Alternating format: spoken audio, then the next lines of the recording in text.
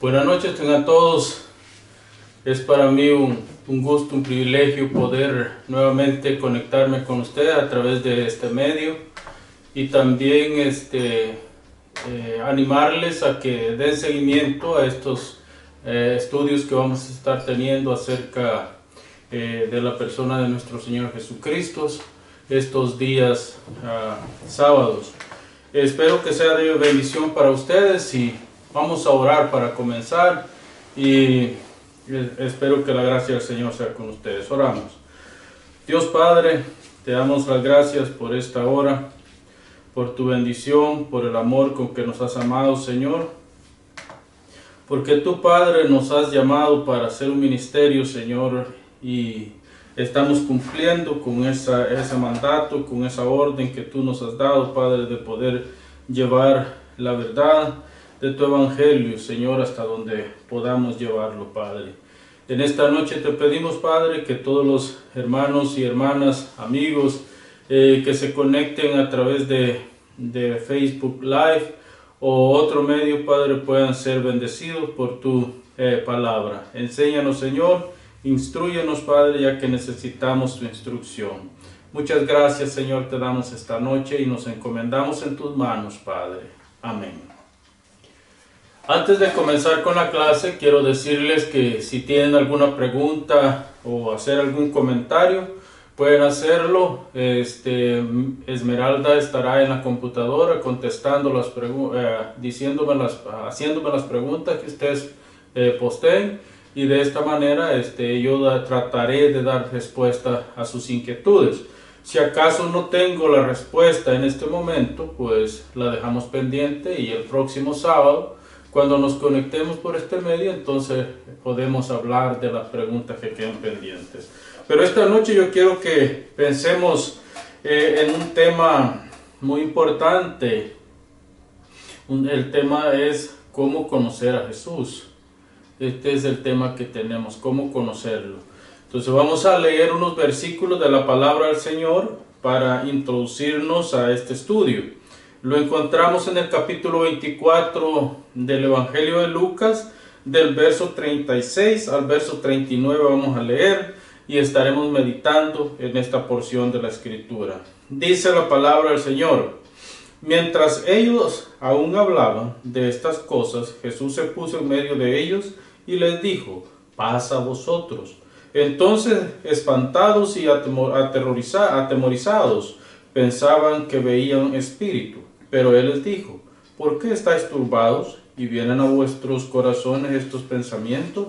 Mirad mis manos y mis pies, que yo mismo soy. Palpad y ved, porque un espíritu no tiene carne ni hueso, como veis que yo tengo. Y diciendo esto, les mostró las manos y los pies, y como todavía ellos de gozo no lo creían y estaban maravillados, les dijo: ¿tenéis aquí algo de comer? Entonces le dieron parte de un pez asado y un panal de miel, y él lo tomó y comió delante de ellos, y les dijo: estas son las palabras que os hablé estando aún con vosotros, que era necesario que se cumpliese todo lo que está escrito de mí en la ley de Moisés, en los profetas y en los salmos. Entonces les abrió el entendimiento para que comprendiesen las Escrituras, y les dijo: así está escrito y así fue necesario que el Cristo padeciese y resucitase de los muertos al tercer día, y que se predicase en su nombre arrepentimiento y el perdón de pecados en todas las naciones, comenzando desde Jerusalén. Y vosotros sois testigos de estas cosas.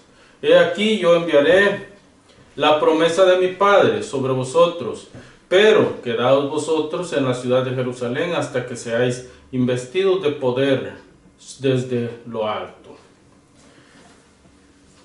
Es muy interesante ver estos versículos y dar respuesta a la pregunta: ¿cómo conocer a Jesús? La respuesta más inmediata y más contundente que nosotros podemos tener es: a Jesús lo conocemos a través de las Escrituras. es a través de esa palabra escrita que nosotros tenemos la oportunidad de conocer a Jesús. Ahora debemos pensar en algo. La Biblia es el testimonio acerca de Jesucristo.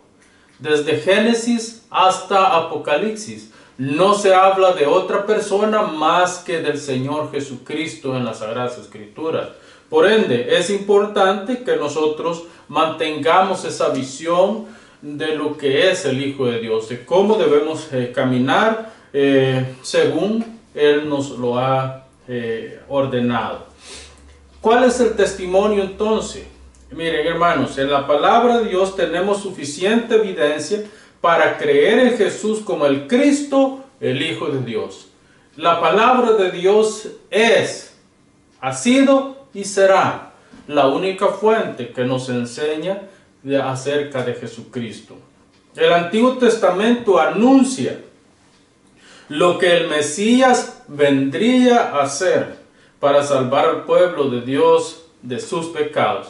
El Antiguo Testamento es prácticamente la base de donde comienza a hablar acerca de Jesucristo. El Nuevo Testamento es la respuesta al Antiguo Testamento. En el Nuevo Testamento se corrobora lo que ya los profetas, Moisés y todos los demás que escribieron el Antiguo Testamento habían anunciado.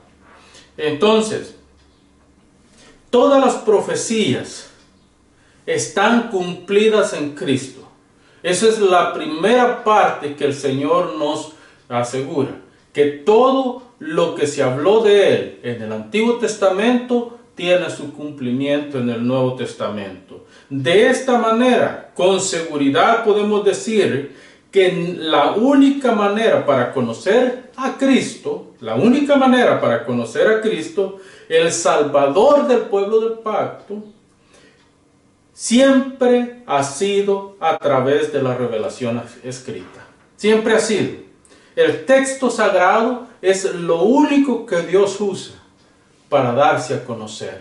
Fuera del texto sagrado, nosotros no tenemos cómo conocer a Dios. Es a través del texto sagrado. Por lo menos no es suficiente lo que nosotros podemos observar en otros medios para conocer a Dios. Es en la revelación escrita que tenemos prácticamente la razón y el medio para conocer a Jesús.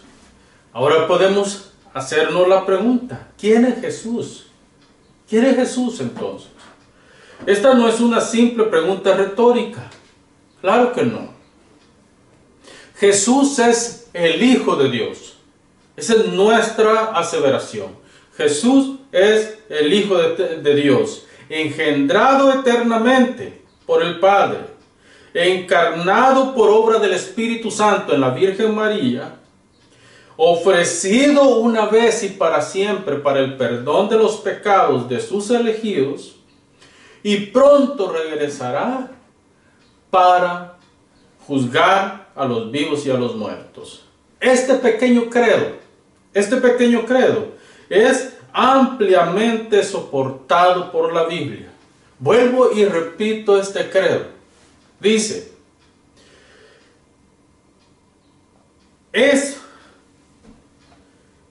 Jesús fue, es y será siempre el Hijo de Dios, eternamente engendrado por el Padre, encarnado por obra del Espíritu Santo en la Virgen María. Virgen, es importante. María no había conocido varón. María no había tenido relaciones con ningún hombre. María estaba desposada mientras en un año de desposorio, mientras se llegaba el tiempo para poder unirse a José. Entonces, María no había conocido varón. Eso es importante, porque esto trae a cumplimiento la promesa hecha en Génesis 3:15, que sería a través de la mujer, de la obra de la simiente de la mujer, que se haría esto. Entonces, ofrecido, fíjese bien, una vez y para siempre. Jesucristo, el Hijo de Dios, no volverá a ofrecerse. Él se ofreció una vez y para siempre por el pueblo de Dios, por el pueblo de la promesa, por los hijos de Dios. Y pronto regresará ¿a qué? A juzgar a los vivos y a los muertos. Entonces, nosotros tenemos la confianza que este pequeño credo nos enseña de quién es Jesús, cuál es la obra de Jesús. La Biblia, hermanos, es la fuente veraz acerca del Hijo de Dios. En la Biblia tenemos nosotros la esperanza de que Él es nuestro Dios.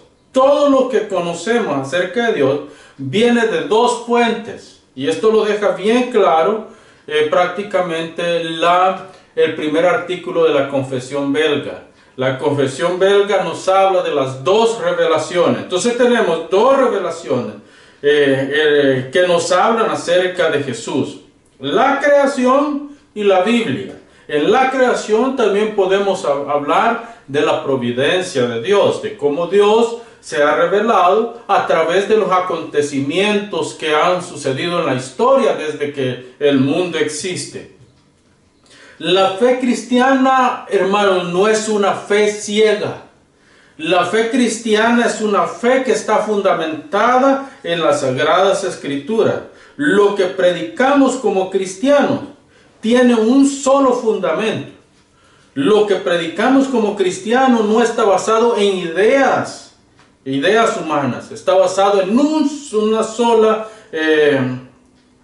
verdad. Y esta verdad es que Cristo es el Hijo de Dios, y una sola esperanza, que en Él nosotros podemos tener perdón de pecados, en Él podemos tener un reconcilio con la divinidad.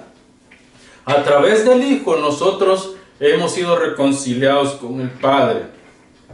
Entonces vamos a hablar un poco de las dos revelaciones que encontramos para darnos a conocer quién es Jesús. La primera tiene que ver con la creación. Todo lo que vemos, un árbol, un pájaro, todo lo que nuestros ojos pueden ver nos revelan a nosotros quién es Dios, su carácter, su naturaleza, sus atributos. Todo esto nos revela quién es Dios. Entonces, para eso voy a leer la primera parte de lo que dice el artículo 1 de la Confesión Belga. Y dice: a Él le conocemos a través de dos medios. En primer lugar, por la creación, conservación y gobierno del universo. Porque este es para nuestros ojos como un hermoso libro en el que todas las criaturas, grandes y pequeñas, son cual caracteres que nos dan a comprender las cosas invisibles de Dios, a saber, su eterno poder y deidad. Como dice el apóstol Pablo, todas las cuales son suficientes para convencer a los hombres y privarles de toda excusa.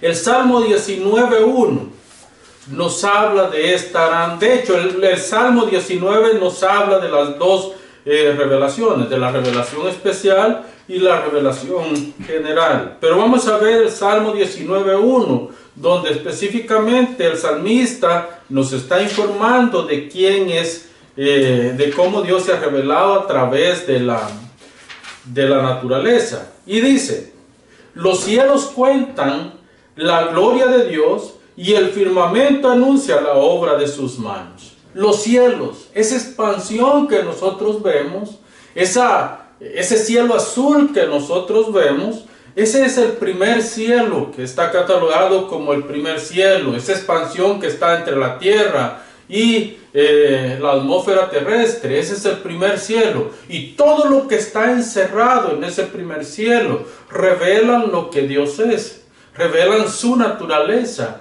Por ejemplo, les decía la lluvia.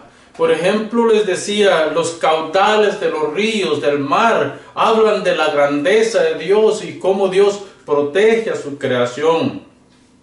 La belleza que encontramos en los paisajes mientras caminamos en algún camino hacia algún lugar, valga la redundancia. Necesitamos entender quién es Dios y por qué Él actúa de esa manera. Ahora, de acuerdo a esta revelación, los hombres no tienen excusa. Los hombres no tienen excusa, ya que a través de esta revelación los hombres pueden conocer a Dios. Ahora, debo de ser honesto con ustedes, que a pesar de que esta revelación revela lo que Dios es o la naturaleza de Dios, esta revelación no es suficiente para la salvación. Esa es la única diferencia que hay. Si bien es cierto, la revelación general o la revelación a través del universo, de la naturaleza, de todo lo que existe, nos habla quién es Dios, pero esa revelación no es suficiente para salvarnos. Por eso es necesario la otra revelación. Ahora el apóstol Pablo nos deja claro, nos enseña que los hombres, por haber dejado a Dios y por haber adorado la creación antes que al Creador, es que Dios los abandonó en su pecado. Para eso vamos a Romanos capítulo 1, versos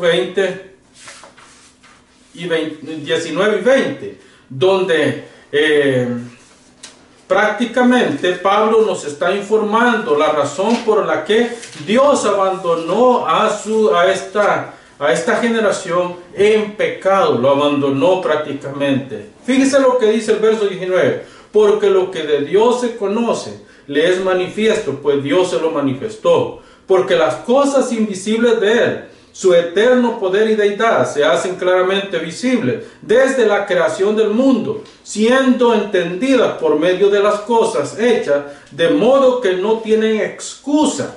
Los hombres no tienen excusa delante de Dios, porque Dios les ha dado una revelación para que le conozcan.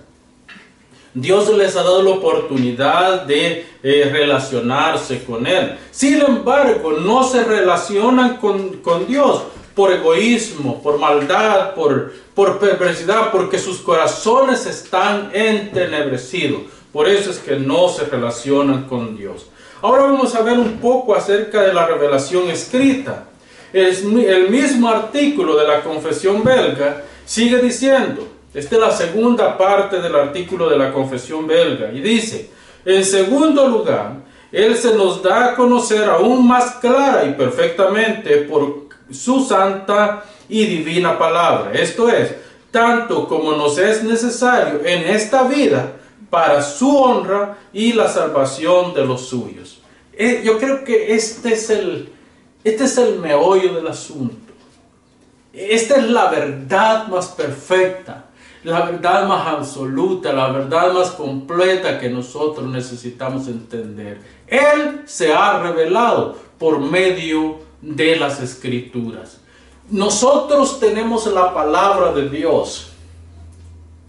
Y al tener la palabra de Dios, nosotros somos responsables, no solamente por leerla, no solamente por enseñarla, sino para vivirla. El hombre es responsable por esto. Entonces, el hecho de que nosotros tenemos la palabra de Dios nos ayuda a entender cuán grande es nuestro Dios y cuán misericordioso es para con nosotros, porque nos ha dado su palabra escrita para que nosotros podamos ser salvos. Es a través de esa palabra que nosotros somos salvos.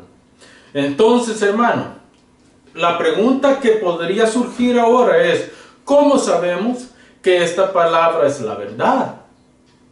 ¿Cómo sabemos? Vamos a tratar de dar respuesta a esta interrogante, porque no podemos convencer a las personas acerca de algo nosotros, sino que es la palabra de Dios la que tiene que convencer a la persona de lo que la palabra misma dice. Un gran principio que nos dejó la Reforma Protestante fue específicamente la Biblia se interpreta con la Biblia. Entonces la Biblia es la que nos ayuda a entender un texto. De hecho hay un concepto que dice un texto sin contexto es un pretexto. Entonces necesitamos nosotros conocer las Escrituras y que las Escrituras respondan a las Escrituras, a las preguntas que pueden surgir. Entonces, tal vez en una mente curiosa, alguien está diciendo, ¿Cómo sabemos que esta palabra es la verdad? El libro del Mormón se adjudica verdad. La Biblia, los testigos de Jehová se adjudican una verdad. El Corán se adjudica una verdad. Y todos claman una verdad absoluta. Pero ¿cómo podemos nosotros hacer diferencia entre estos libros que se adjudican ser santo a la palabra de Dios? Bueno, veamos en la palabra de Dios. Vamos a ir prácticamente a Juan capítulo 1, verso 1 al 3. Juan capítulo 1, verso 1 al 3. Dice, en el principio era el verbo. Mire, esto es importante. ¿De qué principio está hablando? ¿A qué se refiere el escritor? ¿Cómo podemos entender nosotros a qué principio está refiriéndose acá? ¿Será al principio del ministerio de Jesús? No, no es al principio del ministerio de Jesús. ¿Cómo lo sabemos? Yendo a Génesis 1.1. En Génesis 1.1 dice, en el principio Dios creó los cielos y la tierra. En el principio Dios creó los cielos y la tierra. Nosotros creemos a un Dios revelado en las Escrituras en tres divinas personas: Padre, Hijo y Espíritu Santo. Vimos en el pequeño credo que leímos anteriormente que Cristo es el Hijo de Dios eternamente engendrado.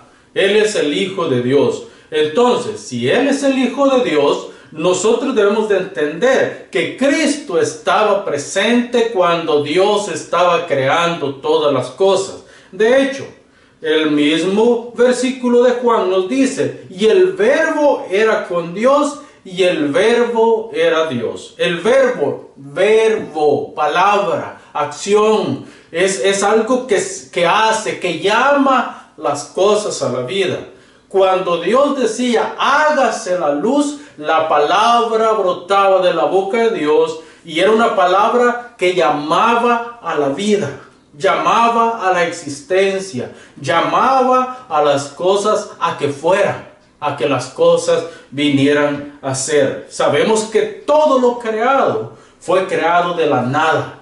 Sabemos que nada existía, solo existía Dios antes de que el universo fuera creado, antes de que el mundo fuera creado. Entonces nada existía hasta que Dios dijo, hágase el cielo y la tierra, hágase la luz, divídanse las aguas de la tierra seca.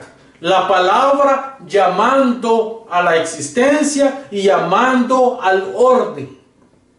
Sí, fíjese bien. Dice que en el principio también el Espíritu de Dios se movía sobre las faz de las aguas. ¿Por qué? Porque la expansión de los cielos estaba prácticamente unida con la tierra. Era una sola unidad. Entonces Dios tuvo que levantar esa expansión y es lo que ahora vemos nosotros como la atmósfera terrestre, es lo que ahora nosotros vemos como ese cielo azul que vemos arriba de nosotros. Dios tuvo que darle orden a la creación para que las cosas pudieran existir para gloria de su nombre. Dicho esto, Jesús es la palabra. Él es la palabra. Entonces, sigue diciendo el versículo, este era en el principio con Dios. Vuelve a asegurar lo que ya dijo. Todas las cosas por Él fueron hechas y sin Él. Este versículo nos da luz de a qué principio está hablando. Es al principio de creación. Es el principio donde Dios creó todas las cosas. Todas las cosas por Él fueron hechas y sin Él nada de lo que ha sido hecho fue hecho. Sin Cristo, porque Él es la palabra, sin Cristo no puede existir nada. Sin Cristo no se puede sostener nada. Él es el que sostiene todo con el poder de su palabra. Entonces, hermanos, pensemos en la otra parte que es importante. La palabra se encarnó. Fíjense bien, el Logos divino, El Logos que en el principio había llamado a la vida, el Logos que en el principio había llamado a la existencia, el Logos que en el principio había llamado al orden creacional, ahora este Logos, dice Juan, se encarnó. ¿A dónde lo encontramos? Lo encontramos en el verso 14 de este mismo capítulo. Y dice, y aquel verbo fue hecho carne y habitó entre nosotros, y vimos su gloria, gloria como la del Padre, del unigénito del Padre, lleno de gracia y de verdad. Ahora ya no tenemos al Logo, a la palabra inmaterial, a la palabra que no tiene forma física. Ahora tenemos al Logo encarnado. ¿En quién? En la persona del Hijo de Dios, en Jesucristo, en el Jesús de Nazaret. Ahí está encarnado la palabra. Y algo más sorprendente todavía, vean el verso 18. Espero que los que están viendo a través de este medio me estén siguiendo. Y vayamos al verso 18. Y dice, a Dios nadie le ha visto. Nadie ha visto a Dios. ¿Pero qué dice? Jamás. El unigénito Hijo que está en el seno del Padre, Él le ha dado a conocer. El Hijo ha dado a conocer al Padre. El Hijo ha manifestado al mismo Dios. En su persona, el Padre, el Hijo y el Espíritu Santo tomaron forma. Entonces debemos de pensar que la palabra es suficiente para conocer a Dios. Deuteronomio 29:29 dice, las cosas reveladas son para nosotros, para sus hijos, para los hijos de Dios. Las cosas reveladas nos pertenecen a nosotros y a nuestros hijos, mas las secretas pertenecen a Dios. Lo que la Biblia nos enseña acerca del Hijo de Dios, nosotros no debemos de especularlo, porque es pecado y puede convertirse en una herejía que nos termine llevando a la condenación eterna. Necesitamos entender algo, que todo lo que está revelado en la palabra es para nuestra edificación, es para la edificación de la iglesia, es para la edificación del cuerpo de Cristo. Entonces, ahora debemos hacernos una pregunta importante. ¿Qué hace diferente la Biblia de los otros libros que se atribuyen ser palabra de Dios? Para los que niegan la veracidad de la Biblia, es prácticamente imposible aceptar el hecho de que Dios se revele en las Escrituras. Es difícil para una persona inconversa, es difícil para una persona que no tiene el Espíritu Santo, es difícil para una persona que no ha nacido de nuevo entender los misterios que hay en las Escrituras, porque la Escritura solamente se entiende a través de la revelación o la iluminación que viene del Espíritu, quien la inspiró. El mismo Espíritu que inspiró las Escrituras nos ayuda a nosotros para entenderlas. Si nosotros no tenemos al Espíritu Santo, nuestra mente, nuestra capacidad de raciocinio está limitada al pecado que mora en nosotros. Por esta razón, necesitamos la iluminación del Espíritu para entender las Escrituras. Un libro como los ya mencionados, aunque se denominen santos, aunque se denominen que pertenecen a un Dios, no pueden ser llamados libros santos, porque lo que santifica a la Escritura es quien la inspiró. Por eso es que Pablo desarrolla prácticamente esta doctrina ampliamente en la segunda carta a Timoteo, en su capítulo 3, versos 16 y 17. Toda la Escritura, Pablo no dice una parte de la Escritura, una porción de las Escrituras no son palabras reveladas, no son palabras inspiradas. Al contrario, Pablo dice, toda la Escritura es inspirada por Dios. ¿Y útil para qué? Para enseñar, redarguir, en fin, toda una lista de cosas para las que sirve la Escritura. ¿Por qué? Porque es palabra de Dios. Y la única que puede traer respuestas a preguntas curiosas, a una mente curiosa, es la misma palabra de Dios. Otro asunto que debemos de entender, que la Biblia, además de ser palabra de Dios, la Biblia, por ser palabra de Dios, se autodefiende sola. Nosotros vemos, por ejemplo, en la historia de Israel, en el Antiguo Testamento, vemos el Éxodo, por ejemplo, 10 plagas que hicieron estragos en Egipto, para que al final el faraón dejara ir al pueblo para adorar a Dios.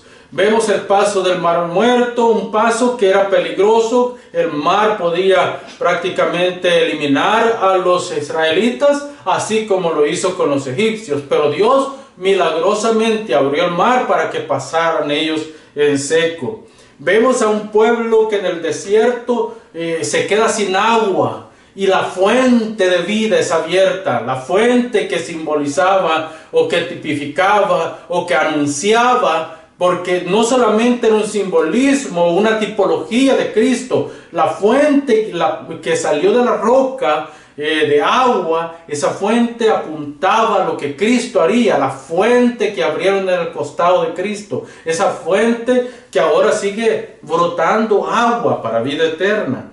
También tenemos el maná. Jesús específicamente se autoproclama el pan que descendió del cielo. Yo soy el pan que descendió del cielo. ¿De dónde descendió el maná? El maná descendió del cielo. El maná viene de la presencia de Dios para alimentar al pueblo. Cristo viene de la presencia de Dios, dejando su trono de gloria, para venir a esta tierra, para restaurar nuestra relación con Dios. Contestamos a la pregunta: ¿cómo conocer a Jesús?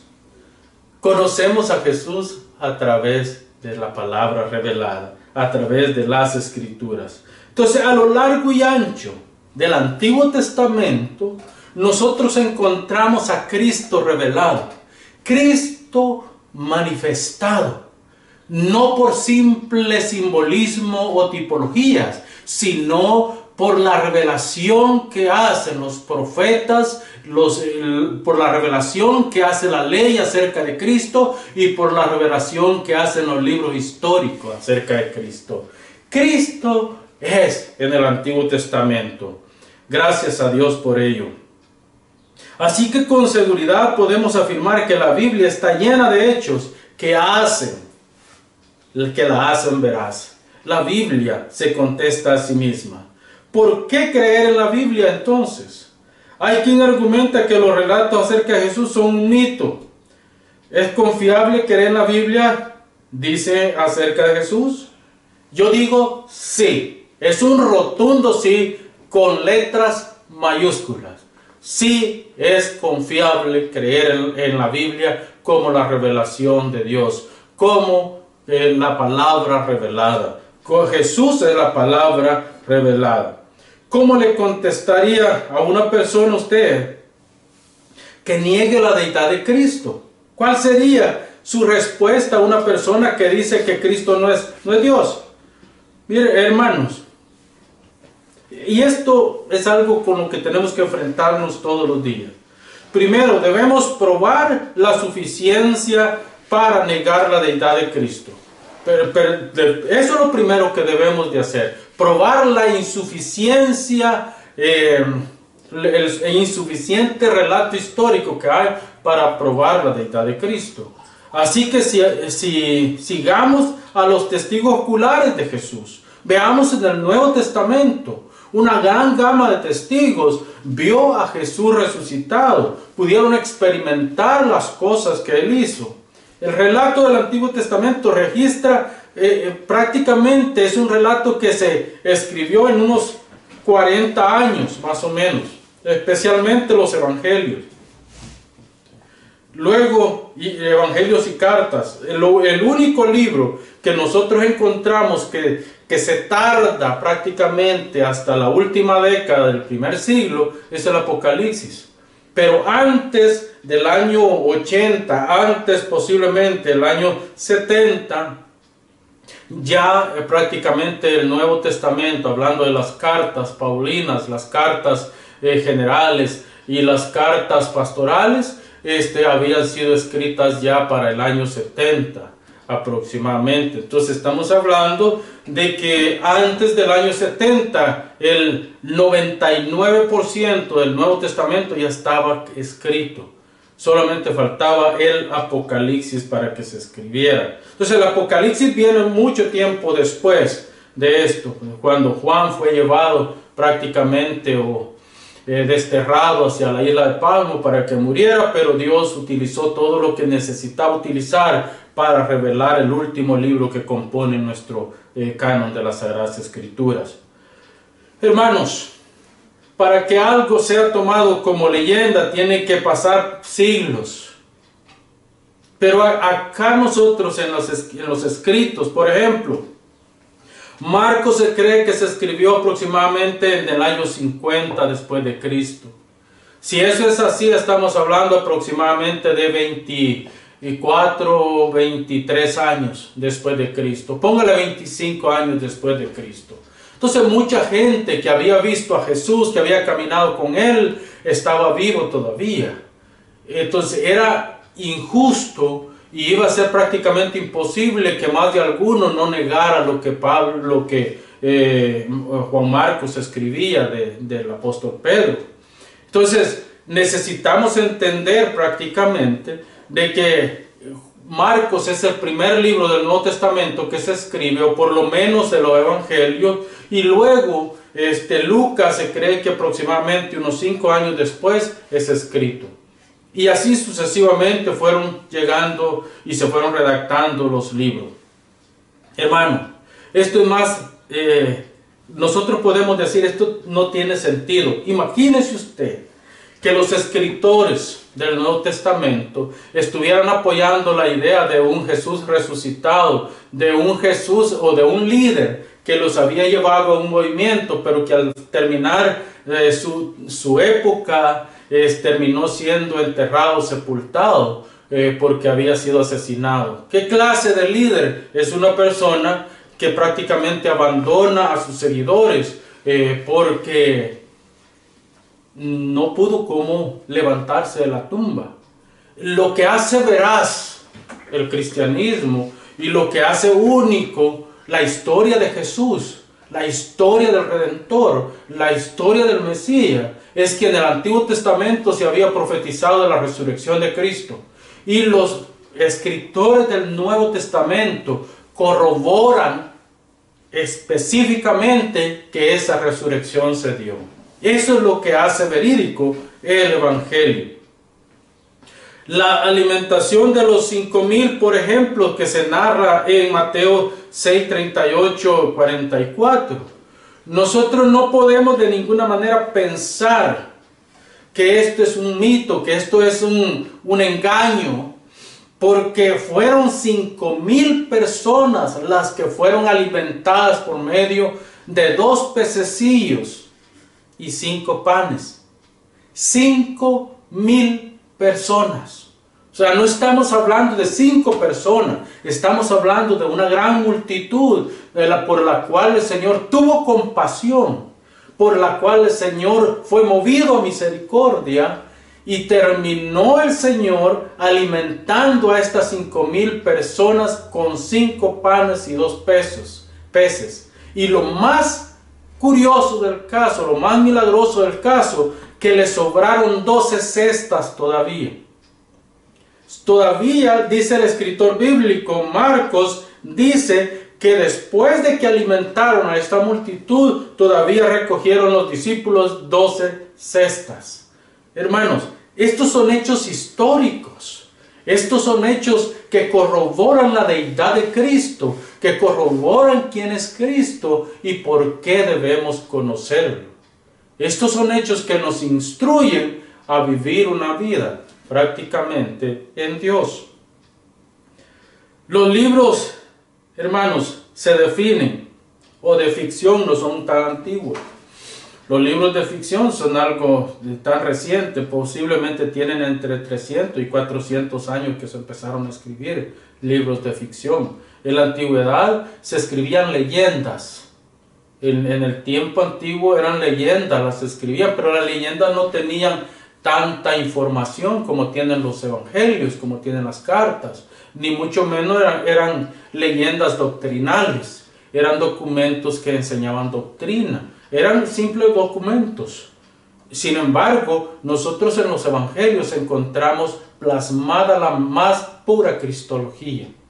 ¿Quién era Cristo? Su obra. Una misiología extensa. Encontramos una eclesiología extensa. Encontramos muchos términos que tal vez para algunos no los entiendan teológicamente, pero es importante que los veamos. Entonces, el Nuevo Testamento está cargado de una información veraz, de una información que puede ser corroborada, incluso si nosotros leemos historiadores como Herodoto, como Josefo, que de alguna manera ellos corroboran o apuntan ciertos hechos históricos de la época de Jesús, porque eran contemporáneos de él. Entonces, hermanos, otro hecho tan importante para corroborar ya en el Nuevo Testamento quién es Jesús es la transfiguración. En la transfiguración el Padre da testimonio: este es mi Hijo amado, este es el Mesías, este es el Señor que había de venir, en Él confiar. Lo que Él les dice es verdad, lo que Él les diga es verídico. Entonces, años más tarde, cuando Pedro escribe segunda de Pedro, Pedro en el capítulo 1, verso 16 al 21, Pedro sigue una línea importante para que la entendamos. Primero, Pedro dice, nosotros, en el verso 16, dice, el verso 16 al 18, dice, nosotros estuvimos presentes el día en que Jesús en el monte de la transfiguración, delante de Jacobo, Juan y yo, ahí estuvimos los tres, los cuatro y dos testigos más, porque dice, vimos también a Elías y a Moisés aparecerse ese día en ese lugar. Nosotros seis, somos testigos de lo que pasó en ese lugar. Jesús se transfiguró y fue en su gloria como la gloria que tenía antes de aparecer en esta tierra. Jesús está en la monte de la transfiguración y Jesús está transfigurado en la perfecta gloria que tenía antes de la encarnación. Pedro dice, nosotros estuvimos ahí, vimos cómo se transfiguró y oímos la voz que vino del Padre. A Él oí, a Él escuchar. Él es el Dios. Piensen en esto. Si todo esto Pedro lo está narrando, es porque él vio con sus ojos y oyó con sus oídos lo que él está testificando. Pero Pedro dice, han pasado ya varios años desde que sucedió eso, me he envejecido y es posible que mi entendimiento y mi recuerdo sean confusos. Por eso Pedro también les dice, vayan prácticamente a la palabra de Dios. De ahí retoma Pedro en el verso 19 al verso 21 de ese mismo, de la primer capítulo de segunda de Pedro, dice, tenemos la palabra profética más segura. Y no estamos hablando del Nuevo Testamento, porque el Nuevo Testamento no había sido terminado todavía. Pero Pedro dice, tenemos la palabra profética más segura, a la cual, dice Pedro, deberíamos de estar atentos. Deberíamos de estar atentos como una antorcha que alumbra en lugar oscuro, hasta que el día amanezca y el lucero de la mañana salga en vuestros corazones. Sabiendo esto, dice Pedro, que la palabra, que la revelación no es de interpretación privada, sino que los santos hombres de Dios hablaron siendo inspirados por el Espíritu Santo. ¿De quién hablaron los profetas? Pedro hace una recapitulación desde la ley de Moisés, pasando por los profetas y los escritos, donde los escritos sapienciales, donde cada cosa apuntaba a lo que Jesús haría.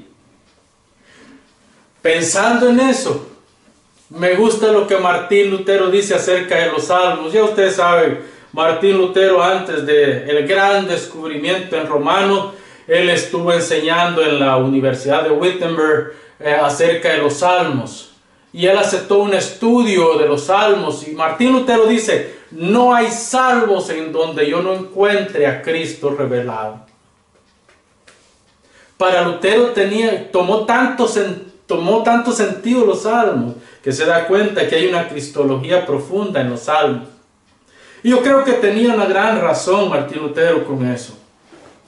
Entonces, hermanos, nosotros tenemos la palabra profética más segura, en la cual tenemos hoy la palabra profética más segura. Es la palabra de Dios, desde Génesis hasta Apocalipsis. Dios no pretende darse a conocer, Dios se da a conocer por medio de las líneas de su libro sagrado.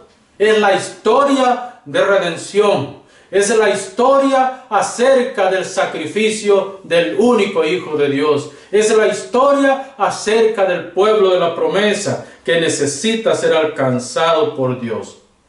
Desde Moisés hasta Malaquías tenemos la revelación escrita, dice Pedro. En nuestra seguridad, es nuestra seguridad que los eventos narrados por la Biblia son y deben ser recibidos como verdad, porque son la palabra inspirada de Dios. Asimismo, la agonía del Getsemaní pierde todo sentido si nosotros no leemos esta porción en el contexto. Si nosotros leemos la agonía de Jesús en Getsemaní fuera del contexto, nosotros no entendemos lo que pasó.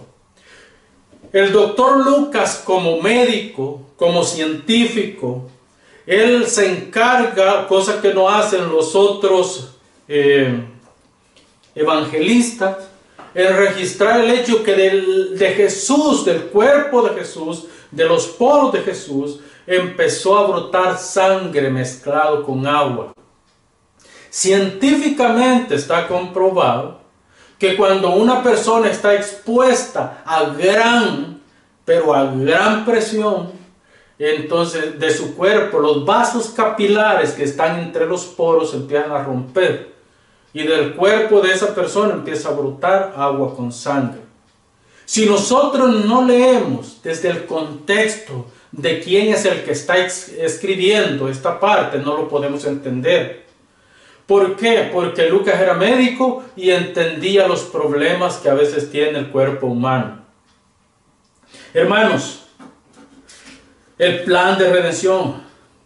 Jesús en su humanidad estaba debilitado, pero aún en medio de todo eso sigue confiando en Dios.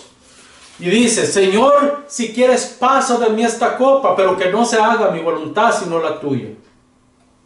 Es aquí donde está, es en esta oración del Señor, es en esta parte donde el Señor se confiesa incapaz de llevar a cabo, que Él dice, yo me deposito en tus manos, Padre, haz conmigo conforme lo planificaste desde antes de la fundación del mundo, desde antes de que existiéramos.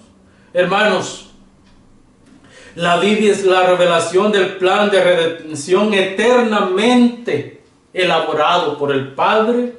En la economía de Dios encontramos al Padre, al Hijo y al Espíritu Santo reunidos para llevar a cabo este plan. Y es ahí donde Cristo se ofrece, no habiendo otro sustituto por nuestros pecados. Cristo se ofrece como el sustituto, y como ese sustituto, Él es suficiente para perdonar los pecados. Y en la cruz del Calvario, Él llevó nuestros pecados. Si perdemos de vista la Biblia revela la obra de Dios desde la eternidad y para la eternidad. Hermanos, sin perder de vista esto. La Biblia nos revela a nosotros la obra de Dios desde la eternidad y para la eternidad. Jesús es Dios. No podemos negar esa verdad. Jesús es Dios. Fíjese bien, la tesis que nosotros manejamos es esta. Nuestra premisa es que Jesús es la palabra encarnada. Si esto no es así, toda la Biblia pierde sentido. Toda la Biblia pierde su sentido. Esa es nuestra tesis. La antítesis a esta tesis podría ser: Jesús no es quien se proclama ser, por ende, es un lunático y es el mentiroso más grande que jamás haya existido. Si la Biblia no corrobora lo que Jesús decía que era, entonces tenemos a un lunático y un mentiroso. Pero la Biblia lo corrobora. La Biblia presenta a Jesús como el Salvador. Jesús dice que ¿quién es Él? El Padre y el Espíritu Santo lo testifican. Y así sucesivamente nosotros podemos ver cómo la gloria de Dios es manifestada en todo lo que se hace. La inspiración del texto sagrado, Jesús lo testifica. Jesús tiene una conversación con los fariseos. Los fariseos son una secta del primer siglo que prácticamente se adjudicaba gran erudición y grandes pensamientos cristianos, sobre todo en la ley de Moisés. Pero no entendían quién era Jesús. Y Jesús, en el capítulo 5 de Juan, verso 39, los reprende enérgicamente. Jesús los reprende enérgicamente. Y Jesús les dice: escudriñad las Escrituras, porque a vosotros os parece que en ellas tenéis la vida eterna, y ellas son las que dan testimonio de mí. Jesús está diciendo: ustedes tienen la Biblia, ustedes tienen la Torá, ustedes tienen todos los escritos del Antiguo Testamento, y si verdaderamente conocieran la verdad del Evangelio, si conocieran la verdad de las Escrituras, conocerían quién soy yo. Moisés habló de mí, los profetas hablaron de mí, y profetizaron incluso a dónde iban a ser, la muerte que iba a tener. Todo lo que yo estoy haciendo, solamente estoy cumpliendo lo que dijeron de mí. ¿No es curioso? Juan el Bautista, cuando está preso, manda a sus discípulos y le dicen a Jesús: vayan a ese Jesús y pregúntenle si Él es el que había de venir o esperamos a alguien más. Jesús no contestó nada, sino solamente les dijo: regresen a Juan y díganle que los ciegos ven, los cojos caminan, los muertos resucitan y el Evangelio es predicado. ¿Preguntó más Juan? No, ¿verdad? Porque a Juan le bastó, porque Juan conocía las Escrituras, y las Escrituras son las que dan testimonio de Jesús. Para contestar la pregunta: ¿cómo conocer a Jesús? La respuesta es a través de la Biblia, a través de las Escrituras, a través de la revelación. La ley fue cumplida en Jesús. Jesús dice en el verso 17, capítulo 5 de Mateo: yo he venido para cumplir la ley. Ni una tilde ni una jota pasará sin que la ley se cumpla. Jesús vino a cumplir esa ley. Jesús cumplió todas las Escrituras acerca de Él. Vamos a Juan capítulo 19, verso 28. Ya el tiempo se me está acabando. Si alguien tiene pregunta, no tenemos preguntas hasta la vez. Si alguien tiene pregunta, puede hacerla a través de este medio y trataremos de contestar. Juan capítulo 19, verso 28 dice: después de esto, sabiendo Jesús que ya todo estaba consumado, dijo, para que la Escritura se cumpliese: tengo sed. Aún en la misma hora de su muerte, aún en la misma hora de su sacrificio, Jesús dice: tengo sed, porque estaba escrito en las Escrituras, y dieron a beber vinagre mezclado con agua. Para que la Escritura se cumpliese, era necesario que Jesús cumpliese esta parte, para que la escritura se cumpliese a perfección. Por eso es que él dice, tengo sed, y le acercan una esponja con agua. Esto es lo que se conoce como la antepenúltima palabra de la cruz. Por eso es que él dice, tengo sed, tengo sed. Y en el momento que dice, tengo sed, en ese momento le acercan una esponja con vinagre y el Señor lo rechaza porque sabe que el vinagre puede aliviar su dolor. Hermanos, Jesús vino a cumplir las Escrituras. Y nosotros, yo quiero cerrar con esto,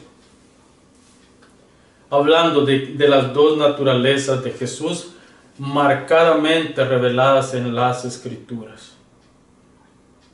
Jesús era 100% Dios, 100% hombre. En él estaba revelado prácticamente la divinidad, pero también estaba en él la humanidad. El hijo de la mujer, la simiente de la mujer en él, pero también era el hijo de Dios. Por eso es que Lucas usa el término el hijo del hombre constantemente. En Jesús nosotros encontramos esta parte. Él es Dios. Él es hombre. Como hombre tenía que venir a esta tierra a morir en la cruz, porque solamente un hombre podía ser el sustituto del hombre. Solamente un hombre puede morir, ya que Dios es espíritu, y siendo espíritu no puede morir. Entonces era necesario que Dios se encarnara, y Dios se encarnó en la persona del Hijo para venir y entregar su vida por los pecadores. Pero también en Jesús nosotros observamos la naturaleza divina. La naturaleza divina tiene que ver con que solamente Dios podía perdonar los pecados de la humanidad. No se halló ningún hombre con la capacidad de perdonar los pecados. Solamente Dios podía hacerlo, y por esa razón es que Dios se encarnó. Dios se hizo carne, vino, murió por los pecadores. Y de esta manera nosotros hoy tenemos entrada al trono de la gracia de Dios. Solo a través de Él. Dios con nosotros. Por eso es que cuando nosotros hablamos de que Él es con nosotros, nos enteramos de que sin Él nosotros no somos nada. Jesús es el cumplimiento perfecto de la palabra de Dios. Fíjese bien, si nosotros queremos que el sacrificio de Cristo y entender cómo conocer a Jesús, tenemos que entender todo el sacrificio que Jesús hizo. Incluso, hermanos, para perdonar a los demás, a los que pecan contra nosotros. El mismo Padre Nuestro cobra otro sentido cuando nosotros entendemos esto. Porque el Padre Nuestro nos informa y nos dice que Jesús, cuando enseñó a orar a sus discípulos, les dijo que perdonaran a los que pecaban contra Él, así como el Padre les había perdonado a ellos. Así de que, mis amados, yo les quiero animar para que sigamos conociendo a Jesús a través de la palabra. La Biblia es un mar de información y necesitamos profundizar en ella para conocer lo que Dios quiere para nosotros. Amén. Oramos. Padre, muchas gracias. Gracias por tu palabra, Señor, porque tu palabra es vida. Gracias, Señor, por la clase de esta noche, Padre. Yo espero, Señor, que a través de ella hayas llegado a los corazones, Padre, a las personas, Señor, que han escuchado, Señor, y que tu Padre toque sus corazones y que les instruya y que les lleves y que les guíes a través de tu Espíritu, Señor, a conocimiento tuyo. Padre, yo solamente soy un instrumento en tus manos y espero, Padre, que tú sigas haciendo esa obra, que salves, que restaures las vidas y que llames, Señor, al arrepentimiento a los que necesitan arrepentirse de sus pecados. En tu nombre, Padre amado. Gracias, Señor. Amén, Padre. Y amén. ¿No hay preguntas? ¿O sí? No. Entonces, cerramos con esto. Gracias, hermanos. Que la gracia de Dios sea con cada uno de ustedes. Amén.